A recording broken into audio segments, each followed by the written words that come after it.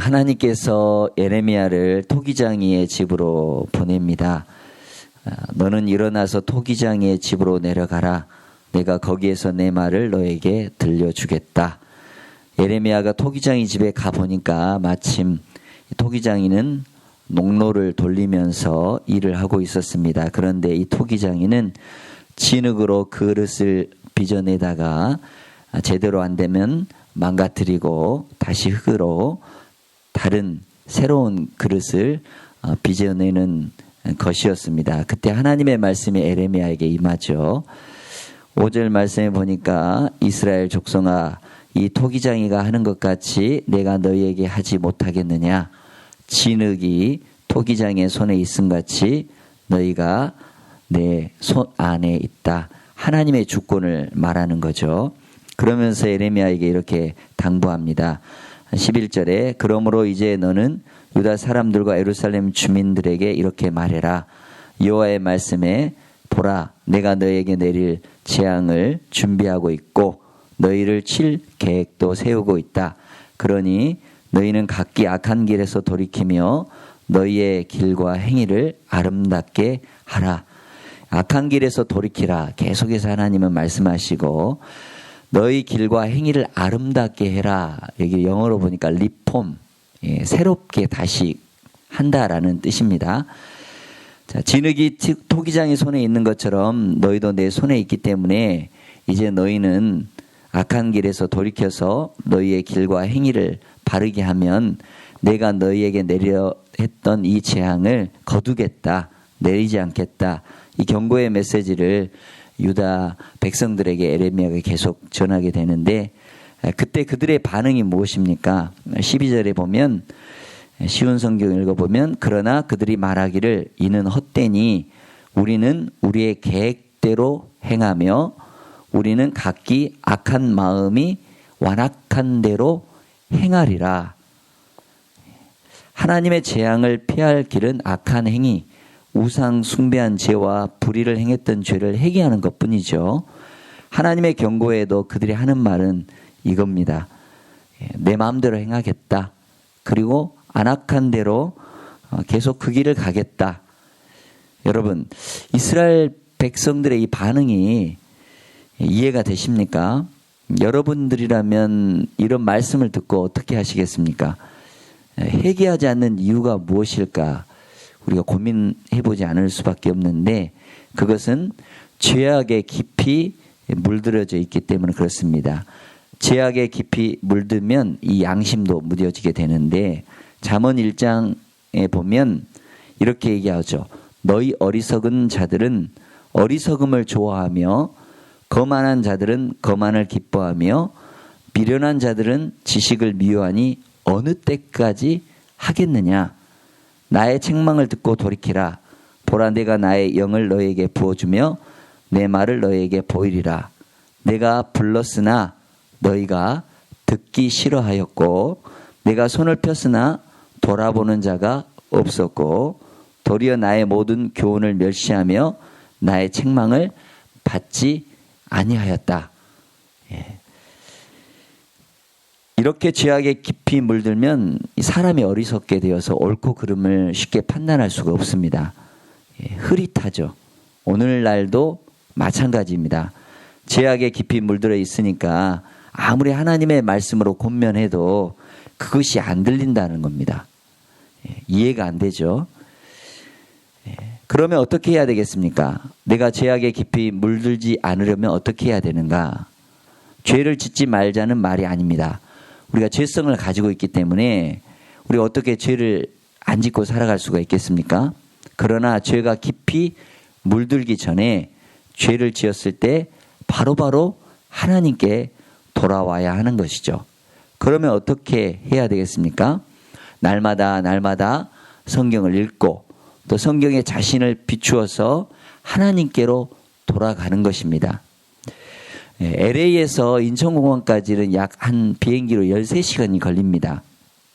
그 비행 시간 동안 이 비행기는 비행 궤도를 타고 날아오죠. 그런데 이 비행기는 이 비행 궤도를 비행기가 날아가는 길이 있죠. 그 길을 벗어나면 안 되는데 얼마나 이 비행 궤도를 지키고 있을까요? 놀랍게도 비행기는 운항 중에 99% 시간 동안에는 정해진 궤도에 있지 않다고 합니다.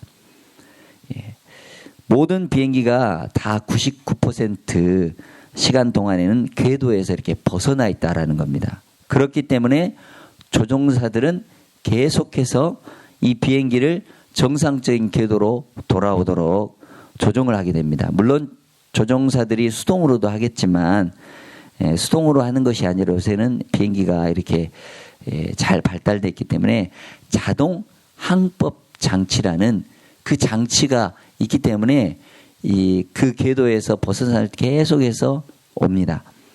바람이 비행기를 움직일 수 있고 또 기류나 구름 때문에 위아래로 왔다 갔다 하면서 99% 시간 동안에는 정확한 비행 궤도에서 벗어나 있다라는 겁니다. 마찬가지로 우리가 하나님의 말씀대로 살아가려고 아무리 노력을 해도 우리는 항상 그 궤도를 벗어날 수밖에 없는 것이죠.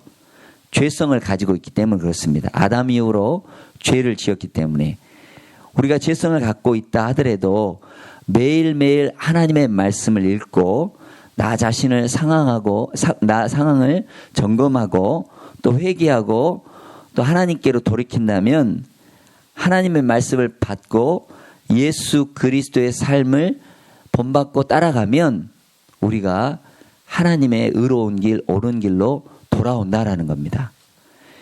그래서 날마다 성경으로 돌아가지 않으면 우리가 죄에 깊이 물들이게 되고 결국 죄에 무감각해져서 이제 하나님의 말씀을 경고로도 들리지 않는 겁니다. 그 말씀이 귀에 들어오지 않는다는 것입니다. 그 말씀은 양심이 화인 맞았다라는 것이죠. 지금 이스라엘 백성들이 그런 상황입니다. 죄에 깊이 물들어져 있어서 아무리 에레미야 선지자가 외쳐도 그들은 하나님 말씀 헛되다. 우리 계획대로 행하겠다. 그리고 자기 악한 마음이 완악한 대로는 말은 꺾이지 않는다는 것입니다. 뻗이다는 것이죠. 그래서 안악한 대로 행하다는 겁니다. 사람의 계획이 좋을 리가 있겠습니까? 부패한 마음에서 좋지 않은 마음에서 계속해서 진흙탕이 물이 솟구쳐 오르는 것처럼 악한 마음, 악한 생각들이 계속 마음에서 솟구쳐 오른다는 것입니다. 이스라엘 백성들이 이 양심에 마비가 된 것이죠. 양심이 마비되니까 성령의 검, 하나님의 말씀이 들어와도 아프지 않는 것입니다. 무뎌 있다라는 것입니다. 이 얼마나 슬픈 일입니까? 하나님 말씀은 살았고 운동력이 있어 좌우의 낯선 어떤 검보다도 예리하여 혼과 영과 관절과 골수를 찔러 쪼개기까지 하는 능력이 있는데 말입니다. 그럼에도 불구하고 그 예리한 하나님 말씀을 들어도 전혀 신앙 양심에 가책이 없다는 것입니다. 영적 안테나가 하나님께 세워져 있지 않다라는 것입니다. 그래서 말씀대로 살지 못하였음을 그들이 회개하지 않고 돌아오지 않는다는 것입니다. 그러나 우리가 99% 시간 동안 비행 궤도를 벗어난 비행기가 끊임없이 비행 궤도로 돌아오듯이 우리는 매 순간 하나님의 말씀으로 돌아가야 그것이 바로 정상적인 길이고 바른 길이고 안전한 목적지로 오는 길이라는 것입니다. 생명의 말씀이 여러분들 내 삶에 얼마나 비중이 있습니까? 에녹처럼 하나님과 동행하는 삶을 사는 것, 하나님 말씀에 늘 귀 기울이는 것. 그래서 어떻게 보면 이런 코로나 시대에 또 어려운 시대에 하나님 말씀 더 집중할 수 있는 그러한 기회 아니겠습니까? 성경 필사하는 것도 중요한 기회가 되겠죠. 자녀들과 함께 말씀을 한자 한자 또박또박 쓰면서 그 말씀이 주시는 의미를 생각해 보고 그리고 눈으로 읽는 것보다 또 말씀을 기록하다 보면 그 말씀이 내 안에 내 마음에 어떻게 보면 정말 뚜렷하게 기록되는 죄가 금강석 이 철필로 기록되어서 지워지지 않는 것처럼 너무나 선명하게 우리 죄가 이렇게 있는 것처럼 그래서 돌이키라고 말씀하시는데 그 말씀을 우리가 받아들이고 그 말씀을 아멘으로 받아들이고 그 말씀대로 살아가면 우리의 죄가 정케되고 예수님의 보혈로 깨끗이 씻어지게 된다는 것입니다. 그때 소망이 있는 것입니다. 그때 희망이 있는 것이고 그때 주님은 고칠 수 있는 그런 새로운 길이 열리게 된다는 것이죠. 우리가 인사를 할 때 평안하십니까? 이런 인사를 가끔 이렇게 나누게 됐는데 이런 인사를 하면 대부분 이제 평안합니다 라고 대답을 하죠. 사람들은 사업이 잘 되고 또 직장에 아무런 문제가 없고 아프지 않고 건강하면 평안하다고 생각합니다. 그런데 하나님 말씀과는 아무런 상관이 없고 성경을 가까이 하지 않아도 사업이 잘 되면 평안하다고 우리가 착각하게 되는 것이죠. 하나님의 말씀을 묵상하는 시간이 없어도 아프지 않고 건강하면 평안한 것이라고 우리는 생각을 합니다. 평안한 것이 나의 경건생활, 나의 말씀 생활과는 전혀 상관이 없습니다. 여러분, 하나님과 영적인 교제가 전혀 없는데 어떻게 우리가 평안할 수가 있겠습니까? 그거는 가짜 평안인 것이죠. 아무리 돈이 잘 벌리고 사업이 잘 되고 직장에서 잘 나가고 자녀들이 승승장구하고 건강해도 내가 하나님의 말씀과 멀어진 그 상태가 된다면 우리는 평안하지 않는 것입니다. 하나님의 말씀을 내 안에 간직하지 않으면 그 말씀이 나를 보호해 주지 않는다면 그 말씀이 나를 인도해 주지 않는다면 그거는 분명 악한 길로 가고 있는 것이죠. 하나님의 말씀이 없다는 것이 얼마나 괴롭고 고통스러운지를 깨닫는 것, 그것이 바로 진짜 그리스도인인 것이죠. 중세교회가 타락하게 된 근본 원인은 이 하나님의 말씀, 바로 성경을 잃어버렸기 때문인 것입니다. 종교개혁은 바로 이 성경을 평신도들에게 이렇게 되돌려준 그러한 대사건이죠. 우리가 시편 42편 1절 2절 보면 하나님이여 사슴의 시냇물을 찾기에 갈급한 같이 내 영혼이 주를 찾기에 갈급합니다. 이 시편기가처럼 갈급한 심령, 하나님의 말씀을 정말 내가 더 한 자라도 받고 한 자라도 더 이렇게 소중히 간직하려는 그 말씀. 그래서 내가 주의 법을 어찌 그리 사랑하는지요. 내가 그것을 종일 작은 소리로 읊조리나이다. 학가다 하면서 말씀을 되뇌일 때, 말씀을 읊조릴 때 그게 바로 복 있는 사람이에요. 형통의 길로 갈 수 있는 길입니다. 하나님의 말씀이 완전하죠. 그래서 영혼을 소생시킵니다. 또 하나님의 증거는 확실하죠. 그렇기 때문에 우둔한 자에게 지혜를 주는 것입니다. 여호와의 교훈은 정직합니다. 그래서 악한 길로 갈 때 세상 사람들은 이것이 바른 길이라고 생각할 때 하나님 말씀에 비추어서 그것이 악하다면 가지 않는 것이 그것이 지혜로운 길입니다. 여호와의 계명은 순결합니다. 깨끗합니다. 정결합니다. 그래서 우리의 눈을 밝게 합니다. 그래서 바른 것을 보게 되고 바른 선택을 하게 된다는 것입니다. 여호와를 경외한 도는 정결하여서 영혼까지 이룬다는 것입니다. 세상의 것 또한 이 육신적인 것은 지나가고 없어져 버리지만 하나님의 이 말씀은 영원하다는 것입니다. 또 하나님의 말씀의 법은 진실하다는 것입니다. 가짜가 아니라는 것입니다. 이 세상에 가짜 신이 많고 이 세상에 그럴듯하게 현혹하는 것들이 얼마나 많습니까? 그러나 하나님이 진짜입니다. 참 신입니다.